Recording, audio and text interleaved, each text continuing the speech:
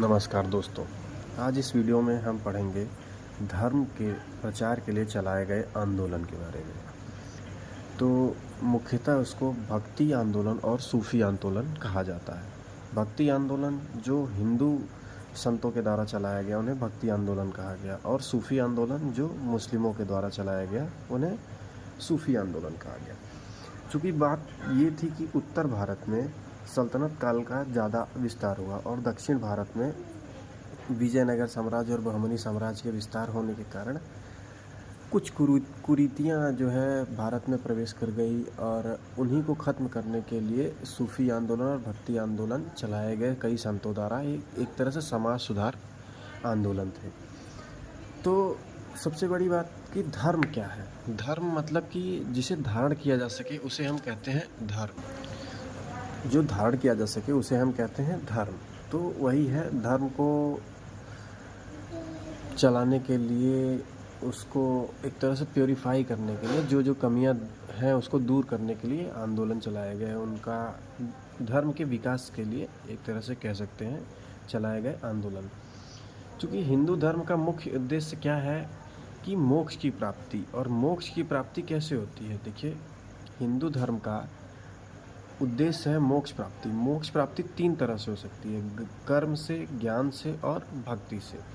तो कर्म जैसा आप कर्म करेंगे उस हिसाब से आप निर्धारित होगा कि आपको मोक्ष मिलेगा या फिर आप फिर से जन्म लेंगे। ये ज्ञान से और भक्ति से। तो भक्ति से मतलब क्या है आपका कि ईश्वर की प्रार्थना करने से आपका प्योरिफिकेशन होगा उससे। तो हमको मेन रूप से यही भक्ति आंदोलन के बारे में पढ़ना है, ईश्वर की प्रार्थना करना। भक्ति मुख्यतः 2 प्रकार की होती है, एक सगुण भक्ति, एक निर्गुण भक्ति।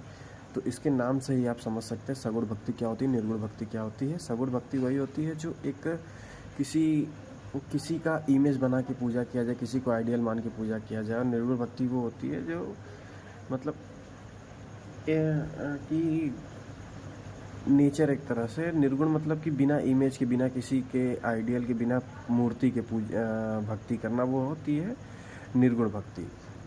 तो अब आगे चल के सगुण भक्ति भी भारत में 2 प्रकार की हुई, एक रामाश्रयी, एक कृष्णाश्रयी। जो राम को मानने वाले हैं वो रामाश्रयी सगुण भक्त कहलाए, और जो कृष्ण को मानने वाले हैं कृष्णाश्रयी सगुण भक्त कहलाए। रामाश्रयी में रामानंद हुए, तुलसीदास हुए। रामानंद के बारे में हम बताएंगे, ये कबीर के गुरु थे और रैदास के गुरु थे। रामानंद को कहा जाता है कि उत्तर भारत में भक्ति आंदोलन चलाने का प्रमुख वो इन्हीं को मिलता है श्रेय। प्रमुख श्रेय रामानंद को ही मिलता है, क्योंकि जो भी भक्ति आंदोलन प्रारंभ हुए मुख्यतः वो दक्षिण भारत में ही प्रारंभ हुए। चलिए अभी आगे इसके बारे में जानने को मिलेगा आपको। और चलिए अब भक्ति आंदोलन शुरू करते हैं। भक्ति आंदोलन का प्रारंभ दक्षिण भारत में 8वीं सदी में शंकराचार्य ने किया। देखिए यहाँ लिखा भी है, दक्षिण भारत में 8वीं सदी में शंकराचार्य ने किया। शंकराचार्य ही एक तरह से मुख्य थे वो चलाने के लिए, आंदोलन चलाने के लिए अपने ये हिंदू आंदोलनकारी में शंकराचार्य इनको बोला जाता है कि ये इन्हीं के वजह से जो वो ज्योतिर्लिंग है और ये सब इनकी स्थापना करने वाले शंकराचार्य थे। अब देखिए ये साउथ साइड में दक्षिण भारत में भक्ति आंदोलन 2 प्रकार से चला, एक अलवार, एक नयनवार। तो आप इस नाम से ही समझ सकते हैं। नयनार मतलब जो शिव के उपासक हैं, और अलवार मतलब जो विष्णु के उपासक हैं। तो आप इस तरह से रिलेट कर पाएंगे, शिव के उपासक को क्या कहते हैं? नयनार। नयन मतलब क्या होता है? आँख। तो जिसकी 3 आँख है नयनार से जिनकी 3 आँखें हैं वो शिव के उपासक हैं। ये रिलेट करने के लिए मैं बता रहा हूँ। तो नयनार हुए शिव के उपासक, अलवार हुए विष्णु के उपासक। नयनार में 63 संत थे और अलवार में 12 संत थे। और इनमें से कुछ थे कुछ का नाम जान लेते हैं। नम्मलवार, मधुर कवि, अंडाल, कुलशेखर, ये जो राजा थे। अंडाल ये जो थी वो फीमेल थी, ये इसलिए इम्पोर्टेंट है क्योंकि ये फीमेल थी। और कुलशेखर ये राजा थे। और इसमें देखिए सरसु और तिरुज्ञान सुंदर मूर्ति आदि ये जो नयनार थे। अब देखिए अब आते हैं कि जो शंकराचार्य थे उन्होंने उनका मत क्या था, भक्ति आंदोलन चलाने का मत क्या था, मतलब उनका मानना क्या था ईश्वर को लेकर। शंकराचार्य का था वो अद्वैतवाद में मानते थे, माधवाचार्य द्वैतवाद, निम्बकाचार्य द्वैताद्वैतवाद, वल्लभाचार्य शुद्धाद्वैतवाद, रामानुजाचार्य विशिष्टाद्वैतवाद। अभी ये आपको समझ में नहीं आ रहा होगा, अभी आगे चल के आपको समझ में आएगा, बस थोड़ा सा धैर्य बनाए रखिए। देखिए पहले हम चलते हैं शंकराचार्य से, जिनको माना गया है कि ये दक्षिण भारत में भक्ति आंदोलन शुरू करने का पूरी तरीके से श्रेय शंकराचार्य को जाता है। इनका जन्म हुआ कलाड़ी केरल में, इनकी मृत्यु हुई केदारनाथ में। बाल्यावस्था में ही गृह त्याग दिए थे और ज्ञान इनको प्राप्त हुआ उज्जैन में। उपनिषद पर कई टीकाएँ लिखी हैं। पूरा भारत भ्रमण कर हिंदू धर्म को पुनः स्थापित करने हेतु, हिंदू धर्म को पुनः स्थापित करने का श्रेय किसको जाता है? शंकराचार्य को। ये क्या मानते थे? ये अद्वैतवाद को मानते थे। अद्वैतवाद मतलब कि अद्वैत इसमें लिखा ही है, अद्वैत। द्वैत मतलब होता है दूसरा, अ मतलब होता है नहीं, मतलब कोई दूसरा नहीं, सिर्फ एक, मतलब दो नहीं, सिर्फ एक। यहाँ शंकराचार्य अद्वैतवाद का मत है उनका, इसका मतलब कि वो सिर्फ एक ईश्वर में विश्वास करते हैं। ये चीज़ है इनका मतलब। अब धीरे धीरे अभी आप समझ जाएंगे। अद्वैतवाद, द्वैतवाद, द्वैताद्वैतवाद मतलब दैत्य और अदैत्य, मतलब निम्बकाचार्य का मानना था दैत्य और देवता दोनों होते हैं। शुद्धाद्वैतवाद, विशिष्टाद्वैतवाद मतलब विशेष अद्वैत। ये थोड़ा सा यहाँ से आप समझ लीजिए। अद्वैतवाद मतलब एक ईश्वर, अद्वैत मतलब दो नहीं एक, द्वैतावाद मतलब दो। एक तरह से कह सकते हैं ईश्वर और राक्षस जो होते हैं, वैसे ही। तो अभी शंकराचार्य के बारे में हमने समझा। उन्होंने उज्जैन में ज्ञान प्राप्ति की। हिंदू धर्म को पुनः स्थापित करने के लिए इनको जाना जाता है। इन्होंने 4 मठ और 12 ज्योतिर्लिंगों की स्थापना की, जो हर तरफ है भारत के कई क्षेत्र में, जैसे उत्तराखंड हो गया, उड़ीसा हो गया, कर्नाटक हो गया, गुजरात हो गया। ज्योतिष पीठ की स्थापना की बद्रीनाथ में। गोवर्धन जो पुरी में है वहाँ ये जो मठ है, जो ज्योतिष पीठ मठ बद्रीनाथ में है, ये शंकराचार्य ने स्थापित किया है। गोवर्धन मठ जो है वो पूरी उड़ीसा में, ये शंकराचार्य ने स्थापित किया है। श्रृंगेरी पीठ मैसूर कर्नाटक में है, ये शंकराचार्य ने स्थापित किया। शारदा पीठ मतलब 4 दिशाओं में ये 4 मठों को स्थापित किए। तो वो उसका स्टेट भी हम लोग याद करना है। अब आते हैं रामानुजाचार्य पे। रामानुजाचार्य जो आंध्र प्रदेश से थे, इन्होंने सगुण भक्ति में विश्वास रखा और ये वैष्णव मतलब विष्णु के उपासक थे। रामानुजाचार्य, राम किसके अवतार थे? विष्णु जी के। तो ये रामानुजाचार्य किसके हुए उपासक हुए? वैष्णव उपासक थे। ये अद्वैतवाद के विरोध में आया मत विशिष्टाद्वैतवाद का मत दिया। मतलब शंकराचार्य ने अद्वैतवाद का मत दिया और रामानुजाचार्य ने विशिष्टाद्वैतवाद का मत दिया। मतलब एक ही विशेष परमात्मा है। ये शंकराचार्य के अपोजिट उन्होंने अपना मत दिया। इस तरह से आप याद कर लेते हैं, शंकर और राम, मतलब शंकर और विष्णु एक दूसरे के अपोजिट थे। इस तरह से आप याद कर सकते हैं। निम्बकाचार्य, इनका जन्म मद्रास में हुआ। ये सनक संप्रदाय की स्थापना की थी। इन्होंने द्वैत और अद्वैत दोनों को मिलाकर मतलब कि अपना मत दिया। उसको कहा गया द्वैताद्वैतवाद। निम्बकाचार्य का क्या था? वो द्वैताद्वैतवाद का मत दिया था उन्होंने सगुण भक्ति, जैसे राधा और कृष्ण की भक्ति की। और अगला जो आचार्य थे, मतलब अगले संत जो थे, वो रामानंद थे। रामानंद के बारे में मैंने वीडियो शुरू करते ही बताया था। रामानंद के दक्षिण से उत्तर आंदोलन लाने में सबसे प्रमुख भूमिका रामानंद की निभाई गई थी, जो 1299 से 1411 तक चला था इनका। मुझे लगता है ये 1399, सॉरी। इनके 12 शिष्य थे, जिसमें कबीर, रैदास, पद्मावती, सेना आदि थे। ये रामानंद का जन्म प्रयागराज के ब्राह्मण परिवार में हुआ था। उत्तर भारत में भक्ति को प्रसारित करने का जिम्मा इन्हीं के पास है, इनका श्रेय इन्हीं को जाता है। और ये सगुण भक्ति करते थे। रामा से रिलेट कर सकते हैं आप, ये किसके उपासक थे? और राम के उपासक थे। हिंदी भाषा में प्रचार किया था। और सब जो थे शंकराचार्य वगैरह, रामानुजाचार्य वगैरह, ये सब संस्कृत भाषा में प्रसार किए थे। जी रामानुजाचार्य जो उत्तर भारत में भक्ति आंदोलन को एक गति दिए थे, वो हिंदी भाषा में प्रसार किया। इनके शिष्य अभी बताया मैंने आपको। हाँ, अब देखिए आते हैं कबीर जो ये निर्गुण भक्ति करते थे। निर्गुण भक्ति मतलब बिना किसी मूर्ति पूजा के। और ये हिंदू मुस्लिम के समन्वय कराना, मतलब उनके जो दोहा उपदेशों में ये ऐसा है कि वो एकेश्वरवाद में विश्वास करते थे और हिंदू मुस्लिम को एक साथ एक साथ मतलब एक ही मत में अपनी शिक्षा देते थे कि ईश्वर निर्गुण है, मतलब दोनों इंसान के रूप में वो एक तरह से देखते थे लोगों को। इनका जन्म हुआ था वाराणसी में। इनके शिष्य थे दादू, कमाली जो बोला जाता है कमाल इनके पुत्र थे, कमाल इनकी पुत्री थी। इनका जो आंदोलन चला था 1440 में पैदा हुए, 1510 में ये मर गए। इनको कहा जाता है, हाँ इसमें एक और चीज़ है, इसमें मतभेद है कि ये रामानंद की जब मौत 1411 में हो गई और इनका जन्म हुआ 1440 में, तो ये कैसे इनके शिष्य हुए? लेकिन इन्होंने अपने दोहा में कहा है, अपने उपदेशों में कहा है कि रामानंद जी मेरे गुरु थे। ज़्यादा इसके बारे में जानना नहीं है, बस इतना ही। अब देखिए गुरु नानक क्या है? ये भी एकेश्वरवाद के जो है संत थे। इन्होंने एक धर्म की स्थापना की, वो सिख धर्म के संस्थापक थे। गुरु नानक का जन्म हुआ था 1469 में और इनकी मृत्यु हुई 1538 में तालवंडी पाकिस्तान में ननकाना साहिब में। और इनकी मृत्यु हुई करतारापुर। भारत की यात्रा के बाद सिख धर्म की स्थापना की इन्होंने। बस इनके बारे में इतना ही जानना है।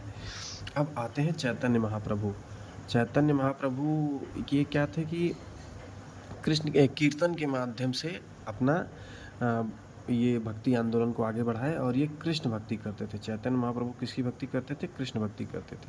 1486 से 1533 तक। इनका जन्म हुआ था नदिया, वेस्ट बंगाल, और इनकी मृत्यु हुई जगन्नाथपुरी, उड़ीसा में। और ये कृष्ण भक्ति करते, देखिए इसमें लिखा है कीर्तन को भक्ति का मार्ग बनाया था चैतन्य महाप्रभु। अभी हम लोग इसको पूरे जितने भी हम लोग पढ़ रहे हैं संत, इसको हम इनके जन्म के आधार पर अभी हम मैप पे पढ़ेंगे आगे। अब आगे अगली संत जो थी वो है मीराबाई का जन्म 1498 में हुआ और इनकी मृत्यु हुई 1546 में। इनका जन्म हुआ मेड़ता के कुदकी ग्राम में। इनकी मृत्यु हुई द्वारका, गुजरात में। ये कृष्ण भक्ति करती थी और ये सगुण भक्ति करती थी। कृष्ण को पति के रूप में स्वीकारा था। हाँ, इसके पीछे एक कहानी है। ये मीराबाई किसकी पत्नी थी? जो अभी आगे हमको पढ़ना है, बाबर का युद्ध जो हुआ था राणा सांगा से, उनके पुत्र जो थे भोजराज, उनसे इनका विवाह हुआ। और वही पानीपत की लड़ाई में जब राणा सांगा मारा गया तो राणा सांगा के साथ साथ उनके पुत्र भोजराज की भी मृत्यु हो गई। उसके बाद उन्होंने कृष्ण को अपना पति मान लिया। और इनके जो गुरु थे रैदास थे, जो पहले ही मैंने बताया था। इनको रैदास क्या है? रैदासी संप्रदाय की स्थापना किए थे। तो अब ये इनकी तुलना सूफी महिला रबिया से की जाती है। ये अभी आगे हम लोग, अगला टॉपिक हमारा है सूफी आंदोलन। तो इनकी तुलना किससे की जाती है? रबिया से की जाती है। ये रबिया, मीराबाई की तुलना किससे की जाती है? सूफी संत रबिया से की जाती है। अब आते हैं तुलसीदास का जन्म 1532 में हुआ और ये 1623 में इनकी मृत्यु हुई। ये राजापुर बाढ़ क्षेत्र उत्तर प्रदेश में ये पैदा हुए थे। तुलसीदास भी सगुण भक्ति करते थे। ये राम स्वरूप को मानते थे और इनका मतलब उपदेशों का मेन क्या था? वो शैव और वैष्णव के बीच एकता स्थापित करना चाहते थे। 1575 में रामचरितमानस अवधि में इन्होंने रचना की। विनय पत्रिका, कवितावली, गीतावली, इस ऐसे 25 रचनाएं की। तुलसीदास को माना जाता है कि वो अकबर और जहांगीर के समकालीन थे। अब आते हैं रैदास किसके गुरु थे? अभी मैंने आपको बताया था, तो वो मीराबाई के गुरु थे। मीराबाई के गुरु थे। मीराबाई के बारे में बताया था कि राणा सांगा के पुत्र भोजराज से विवाह हुआ था। चलिए, रैदास, इनको कहीं रविदास भी कहा जाता है। इनका जन्म वाराणसी में हुआ था। अच्छा, एक बात है, वाराणसी में बहुत से संत पैदा हुए, बहुत से समाज सुधारक पैदा हुए। अभी देखिए, अभी आपको मिले थे कबीर, मिले थे, अभी देखिए रैदास मिले, अभी आगे और भी मिलेंगे। और रैदास को कबीर ने संतों का संत कहा। इससे आप रिलेट कर लीजिए, क्योंकि ये भी वाराणसी में पैदा हुए, कबीर भी वाराणसी में पैदा हुए। तो इनका जो साठगांठ रही होगी, अच्छे से रही होगी, तो अच्छी रही होगी उस समय।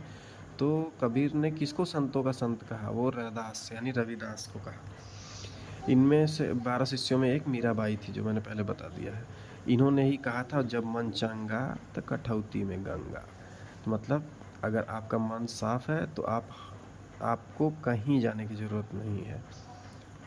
वैसे भी वाराणसी वाले स्वभाव के ऐसे ही होते हैं। अब आते हैं दादा दयालु, जो 1544 में पैदा हुए, 1689 में इनकी मृत्यु हो गई। पैदा हुए थे गुजरात के अहमदाबाद में। कब ये दादू दयाल किसके शिष्य थे? कबीर के पुत्र कमाल के शिष्य थे। और ये कबीर पंथी थे। ये निर्गुण भक्ति करते थे, अकबर के समकालीन थे। देखिए, अकबर और जहांगीर के समकालीन तुलसीदास थे, और ये अकबर के समकालीन थे। ये चूँकि तुलसीदास से ज्येष्ठ थे। दादा दयालु देखिए 1544 में ही पैदा हुए, और ये 1544 में पैदा हुए, छोटे थे तुलसीदास से। तो इसलिए ये अकबर और जहांगीर और दादा दयालु, ये भी अकबर जहांगीर कह सकते हैं। दादा दयालु का क्या था? हिंदू और मुस्लिम एकता पर बल दिया था।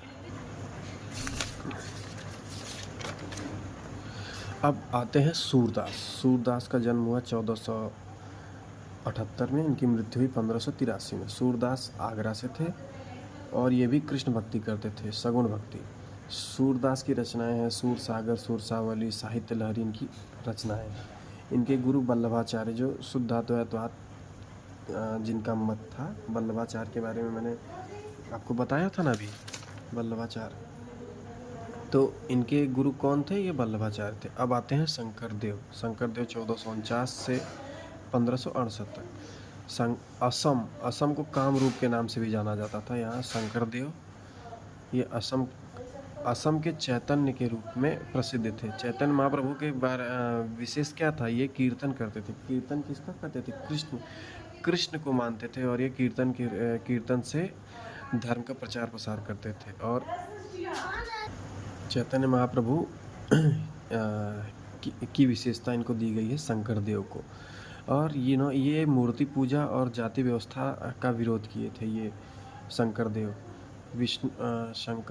जो है वो विष्णु या कृष्ण भक्ति करते थे। ये देखिए, यहाँ पे थोड़ा सा हमको ध्यान रखना पड़ेगा। अभी तक जो मिले हैं रामानुजाचार्य, रामानंदी, ये जो थे वो राम की भक्ति करते थे या वैष्णव उपासक थे। अब ये देखिए शंकरदेव आते हैं। शंकरदेव किसके उपासक थे? विष्णु के उपासक थे। यहाँ थोड़ा उल्टा है। ये मूर्ति पूजा और जाति व्यवस्था का विरोध किए। इन्होंने संस्कृत में रत्नाकर की रचना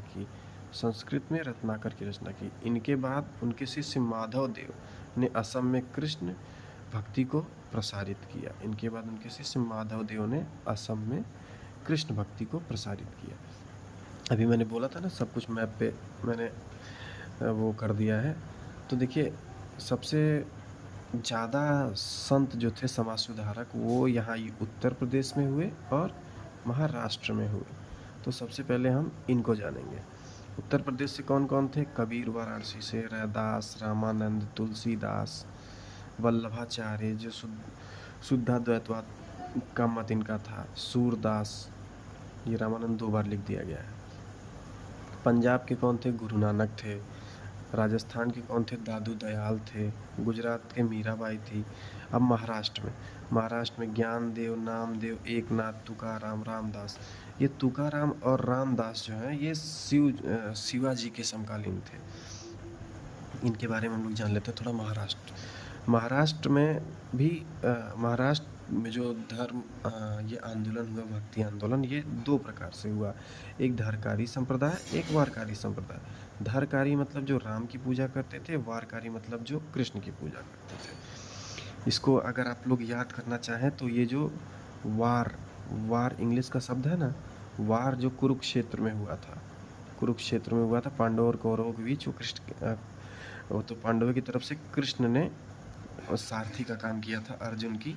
तो यहाँ वार से आप रिलेट कर पाइए कृष्ण को, तो ऐसे याद हो जाएगा। वारकारी किसके उपासक थे? वो कृष्ण के उपासक थे महाराष्ट्र में।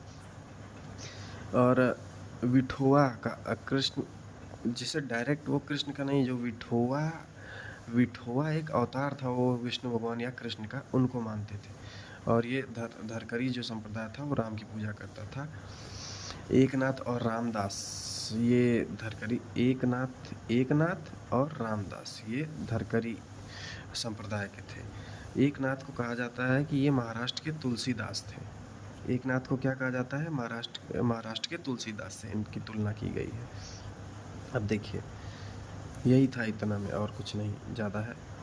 अब कर्नाटक के कौन थे? माधवाचार्य। जो रेड पेन से मैंने लिखा है, ये मेन जो है, यहीं से जो है भक्ति काल का प्रारंभ हुआ। जैसे रामानुजाचार्य, माधवाचार्य, शंकराचार्य, निम्बकाचार्य, और एक यहाँ थे यूपी में वल्लभाचार्य। ये, और मेन रूप से पहले जो भक्ति आंदोलन शुरू हुआ वो दक्षिण भारत में ही शुरू हुआ। और दक्षिण भारत से उत्तर भारत ले जाने वाले कौन थे? रामानंद थे। ये चीज़ आप याद कर लीजिए, बार बार क्वेश्चन पूछता है। उत्तर भारत में भक्ति आंदोलन का प्रतिनिधित्व किसने किया था, या किसके प्रयासों से उत्तर भारत में भक्ति आंदोलन का प्रसार हुआ? तो वो थे रामानंद। और रामानंद किसके जो है शिष्य थे? वो वल्लभाचार्य के शिष्य थे। देखिए, अब शंकराचार्य के बारे में बताया ही, हिंदू धर्म के वास्तविक संस्थापक इन्हीं को माने जाते हैं। ऐसा नहीं था कि हिंदू धर्म पहले नहीं था, लेकिन अब भारत में इस्लाम का उदय होने से और अंग्रेज़ों के आ जाने से तो धीरे धीरे ये संकुचित होता जा रहा था। तो इसको पुनर्स्थापना की शंकराचार्य ने। अब देखिए, नामदेव महाराष्ट्र क्षेत्र में भक्ति आंदोलन को बढ़ावा दिया। नामदेव ने महाराष्ट्र क्षेत्र में भक्ति आंदोलन को बढ़ावा दिया। आज के लिए इतना ही, धन्यवाद। आगे हम अगली वीडियो में पढ़ेंगे सूफी आंदोलन, जो कि मुस्लिमों द्वारा चलाया गया। तो दोनों आंदोलन का एक ही उद्देश्य था कि प्योरीफाई करना। जैसे आरओ फिल्टर करता है ना, वैसे ही इन आंदोलनों का, ये जो संतों का था, ये एक तरह से प्योरीफाई, समाज को एक अच्छे वे में उनको प्रचार प्रसार किया था, ताकि प्योरीफाई हो सके समाज, सब लोग प्रेम भाव से रह सकें, एक ईश्वर को माने, उनके नियमों को माने और अच्छे से जीवन बिता पाए। धन्यवाद। उम्मीद है मैं आपको समझा पाया हूँगा। Thank you.